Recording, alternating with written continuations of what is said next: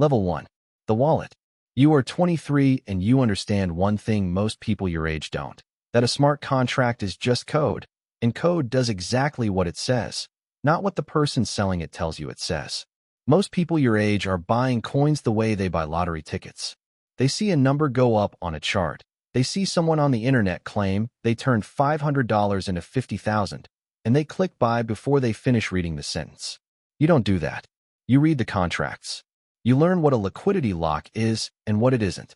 You learn the difference between a token that has one and a token that just says it does. You buy into your first launch at 22. A DeFi project with a long white paper and a roadmap that extends 18 months into the future. It goes to zero in 11 days. You don't panic. You open the contract and read it again, this time looking for what you missed. You find it. A minting function with no cap. The developers could create new tokens whenever they wanted. The price was always going to zero. The white paper was a distraction. You buy into your second launch 3 months later. Shorter white paper this time. Smaller community. The kind of project that doesn't have a celebrity endorsement or a trending hashtag. It goes to zero in 6 weeks. This time you find a wallet that held 30% of the total supply and sold in a single transaction the moment trading volume hit a threshold. You didn't see the wallet. You weren't looking for it. Now you know to look. Your third launch is different. You find it early, before the tracking sites pick it up, before the influencers start posting. The community is small and the contract is clean or clean enough. But what catches your attention isn't the tokenomics. It's the story. There's a narrative attached to this token that connects it to something people already care about. It isn't a big cultural moment. It's a niche one. But the people inside that niche care about it deeply, and they're looking for any way to feel financially connected to it. You buy in. You watch. The token goes up 400% over 3 weeks, and you sell before it starts to turn. The profit from the third covers the losses from the first 2 and leaves enough left over that you stop thinking about crypto as something that happens to you and start thinking about it as something you can control. You spend the next month not trading. You go back through all 3 launches and write down everything. What the first 2 were missing, what the third one had. The contracts tell you part of the story. The communities tell you another part. But what sits at the center of every token that actually moves is something that has nothing to do with blockchain technology at all. It's a story. A reason for people to believe that this specific token, out of the thousands launched every week, is the one that means something. The technology is identical across almost all of them. The contracts are copied and modified from open source templates. The wallets all work the same way. None of that is the product. The story is the product. You understand this at 23 in a way that takes most people in this space years to figure out, if they ever figure it out at all. The ones who don't figure it out keep looking for the next technical edge, the next chain, the next consensus mechanism, the next innovation that will make one token worth holding over another. They are looking at the wrong thing. People don't buy tokens because they understand the technology. They buy them because they believe in something, even briefly, even irrationally. Especially irrationally. You know how to build belief. You've been watching it get built and watching it collapse for a year now. You know what it looks like from the inside, and you know what it looks like from the outside. You open a new document and you start writing. Level 2. The ticker. You pick the name in under an hour. There is a show everyone is talking about, not a phenomenon, not a cultural reset, just something with momentum right now. The kind of thing people are searching and posting and arguing about for exactly the window you need. You are not a fan. You have never watched it. That is not relevant. What is relevant is the search volume, the community size, and the fact that nobody has launched a token tied to it yet. You register the domain on a Thursday evening. You build the website over the next 6 hours. It is clean. It is minimal. It has a roadmap that extends 8 months into the future and a white paper that runs to 11 pages. The white paper took you 4 hours to write. You have written longer emails. The roadmap is aspirational in the way that all roadmaps are aspirational. It describes a future that was never going to happen and is not meant to. You read it back once before publishing. It sounds exactly like every other white paper. That is the point. You call Ray on Friday morning. Ray runs a small crypto marketing operation, Telegram groups, Discord moderators, a network of accounts that can make a new token look like it has organic traction before it actually does. You have used Ray before for smaller things. This is bigger. You tell him the name, the ticker, the window you are working with. He asks how long you need the momentum to hold. You tell him 72 hours. He says he can do that. You don't discuss what happens after 72 hours. You seed the first buys yourself across 6 wallets on Friday afternoon.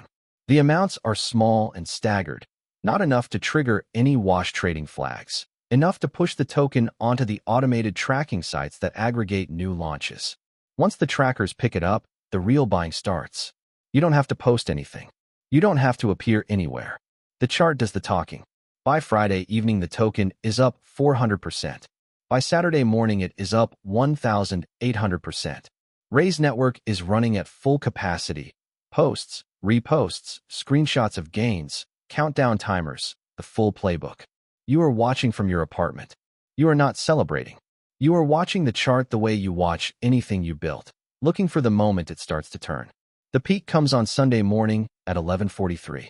You know it is the peak not because of any signal, but because of the shape, the rate of new buyers slowing, the sell pressure beginning to accumulate at the top, the chart flattening in a way that precedes a drop. You have seen this shape before. You pull across all 6 wallets in under 4 minutes. The liquidity drains. The price drops 94% in the following 8 minutes. You are no longer watching by then. 1,100 people lose money. You know this because the tracking sites publish the wallet data afterward and you check it, not out of guilt, out of study. You want to know the buyer profile, the average entry point, the loss distribution. Most of them bought between Saturday afternoon and Sunday morning. Most of them found it through Ray's network. Most of them lost between $200 and $800. A small number lost significantly more. You made $40,000 in 72 hours. The token no longer exists in any meaningful sense. The website is still live because taking it down would draw more attention than leaving it up. In 3 weeks, it will be unreachable and no one will notice. Ray sends you a message on Monday asking if there is a next one. You don't answer immediately. You are already thinking about the next one, but you are also thinking about what Ray's network costs you in terms of control. The momentum Ray generates is real, but it is also imprecise. It brings in buyers you cannot time, volume you cannot fully predict, attention that sometimes outlasts the window. You write down a question on your notepad. What would this look like without Ray? You don't have the answer yet, but you have $40,000 and 72 hours of data, and the question is already sharper than the one you started with. Level 3. The Squid Game. It is October 2021, and Netflix's Squid Game is the most watched show on the platform in 94 countries. You are not watching it. You are looking at the search volume data, the social media saturation, and the fact that nobody with the right setup has moved on it yet. You open a new tab. You start building. The token is called Squid. The branding is exact, not approximate, exact. You know someone who works in digital asset compliance at a mid-size exchange, and she has been watching the regulatory gap around entertainment IP tokens for 6 months. Her name is Dri. She tells you the window is real, but it is not going to stay open. You tell her you need 3 days. She tells you to make it 2. You call Ray. This time it is different. Ray has scaled his operation since the last time you used him.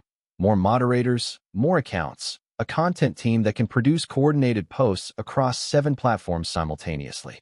You tell him the name, the asset, the cultural moment. He goes quiet for a second.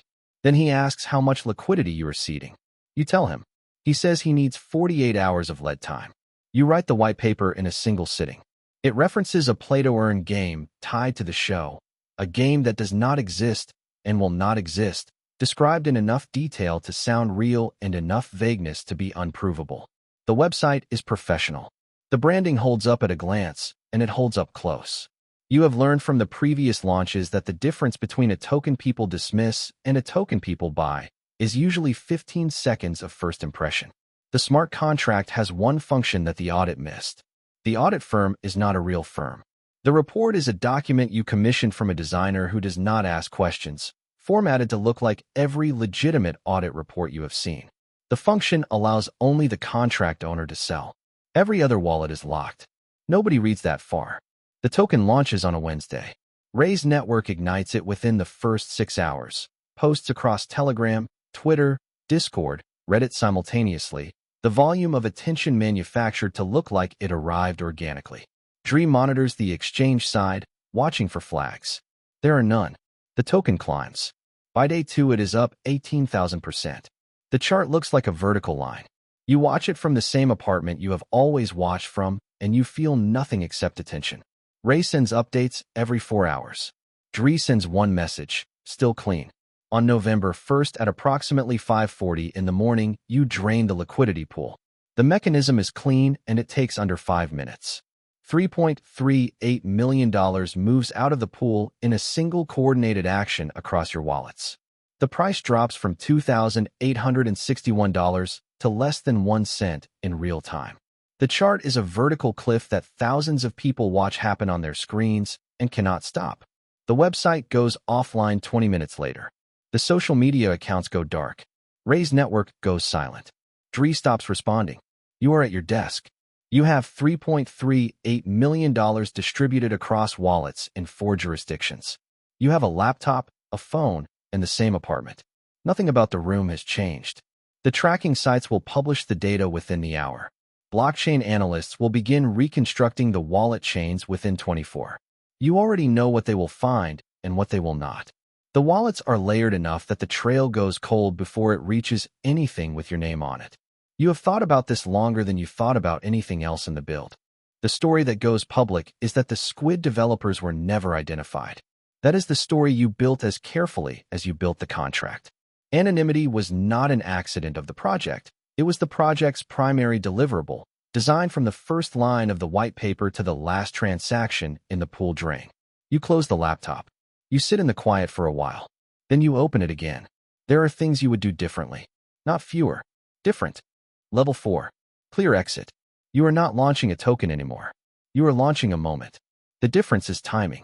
A token tied to a show, a meme, a cultural reference that has a window of days, sometimes weeks if you are lucky. A token tied to a political event has something different. It has volatility built into the underlying news cycle itself. Every new development, every press conference, every leaked document moves the market for you without you having to do anything. The price swings look organic because everything around it is swinging. Nobody questions a volatile chart when the world is already volatile. You have been watching the election cycle for 8 months. Not as a voter, as a pattern reader. You know which moments generate search volume, which generate fear, which generate the particular combination of attention and financial anxiety that makes people reach for speculative assets. You know the difference between a news cycle that burns hot for 48 hours and one that has structural staying power. This one has structural staying power. The token is not affiliated with any candidate, any party, any campaign. It is adjacent. Adjacent is the correct distance, close enough to catch the wave, far enough to be uncatchable. The name is a word, a phrase, a reference that already exists in the public conversation. You did not create the association. You found it, and you built around it. You build the infrastructure alone this time. No Ray, no Dre. The operation at this level does not require a network. It requires a wallet architecture, a contract, a seeding strategy, and a calendar. The calendar is the most important tool. You have mapped every scheduled event in the next 6 weeks, every debate, every court date, every anticipated announcement, and you have identified the 3-day window where the news cycle will be at maximum volatility and maximum retail attention simultaneously. The launch is the cleanest you have ever run. The seeding is precise. The tracking site pickup happens within 90 minutes, and the organic buying begins before Ray's kind of network would even have finished the briefing call. The market does the amplification now. The political moment does what Ray's moderators used to do, but at a scale no moderator network could match. By the end of the first day, the token is up 6,000%. By the end of the second, it is being covered by financial newsletters, crypto aggregators, 3 mainstream news segments that treat it as a curiosity. None of them identify who launched it. The coverage itself becomes a price driver. You watch this from a hotel suite 3 cities from where you live, the kind of room that has a desk by the window and a view of something you will never look at. You pull on the morning of the 3rd day. The exit is the cleanest of your career. The wallet architecture distributes the proceeds across 11 jurisdictions before the price finishes dropping. By the time the chart publishes the familiar vertical cliff, the money has already moved twice. You sit at the desk by the window for a long time after.